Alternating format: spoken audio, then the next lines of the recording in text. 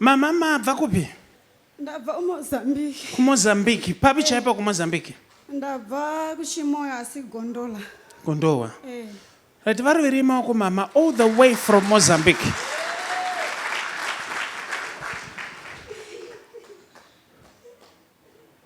Mukuchemi mama? Chema nekuti marriage yangu yakuparara. Marriage yakuparara. Saka regai tigadzirise titarise marriage yavo kuti yakamira sei. Ndatanga kuoneswa in the realm of the spirit. Murume wenyu ari kuti ndisandataura zvaari kutaura. Ndotanga nekukuchenesai. Nokuti ndakutarisai ndikaona murume achiti imi mune mushonga. Ndine mushonga ndinoroya. Anoti munoroya. Ndine mukadzi wemudzimu. Nekuti imimi murume we ari kuti zvinhu zvangu zvaparara. Amen. Aive nemota dzakawanda but haasisina.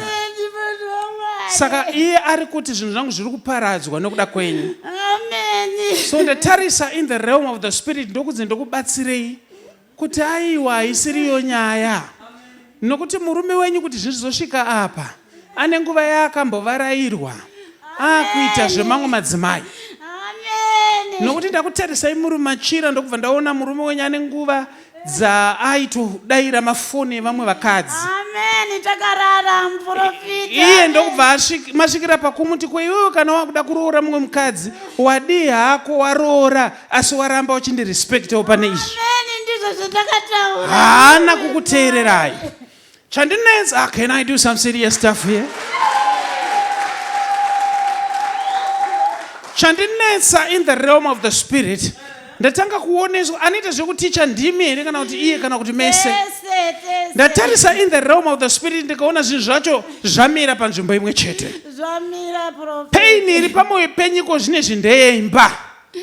Imba yakamira prophet. Nokuti ndiri kutarisa imba yenyasi ndiri kuona inonzi a double story. Amen.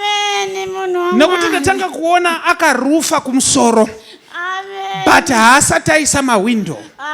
Ndobva ndaenda padownstairs ndo pamuri kugara imi. Saka ndiri kuona ikoko ndo kune mawindow chete.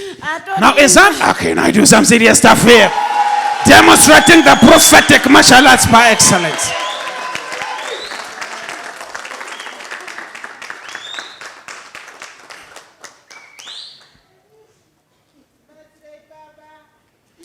Now ndakatarisa iko zvino ndiri kuoneswa in the realm of the spirit. Chiri kunyanya kurwadza kuti saka imba yotoparara here. Imba yekazi unosara nayo tinozogadzirisa. Agora imba ndinoipedza here ndiri ndega inini imba yakakura daro iya. Wana wachiri wadiki futi. Ndakamusvikira nemwana wake mudiki. Ndobva mamuchengeta.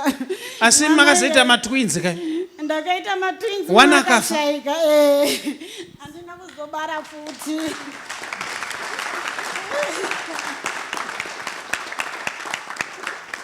Saka iye anoti andigare nemudzimai asikachabari.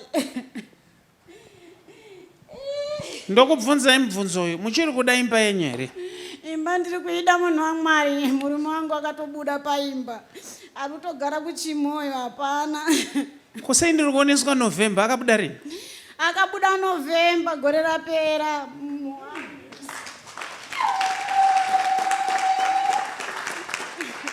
Now, chandoda kuti ndikubatsirei Mwari akuitirei zvakanaka. Amen. Kuti hondo dzese dzinake. Amen. Munhu waMwari. Amen. Somebody say 1, 2, 3.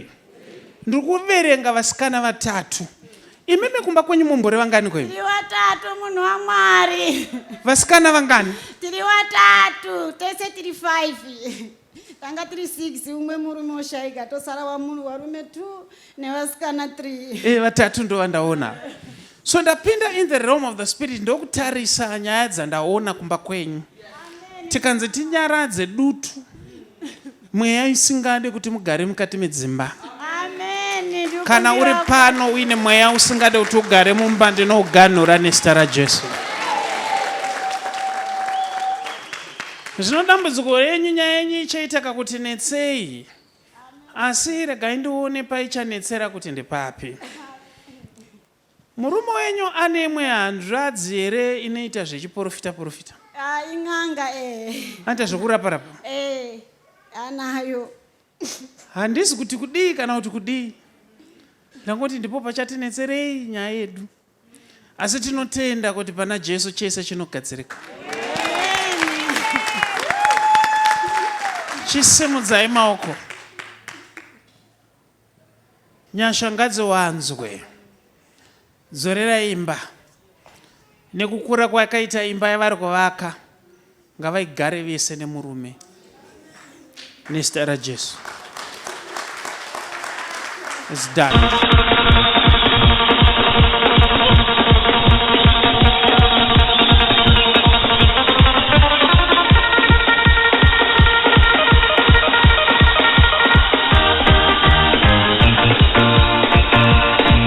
Kwekwe Revival Night na Prophet Freddy.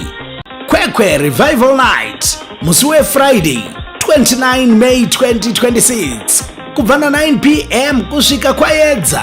Ipungwe Friday 29 May 2026 Kwekwe Sports Arena.445 off stand number 13119 Faraday Newtown Kwekwe opposite Salmona Gardens ndo patinenge tiri. Kune vanoda kuona munhu waMwari one on one, mukana unenge uripo. Tibatei nhasi pa 0778 059 270 0778 059 270 WhatsApp number 0786 318 886 0786 318 886. Goodness and Mercy Ministries, the home of prophecy, deliverance, word and prayer.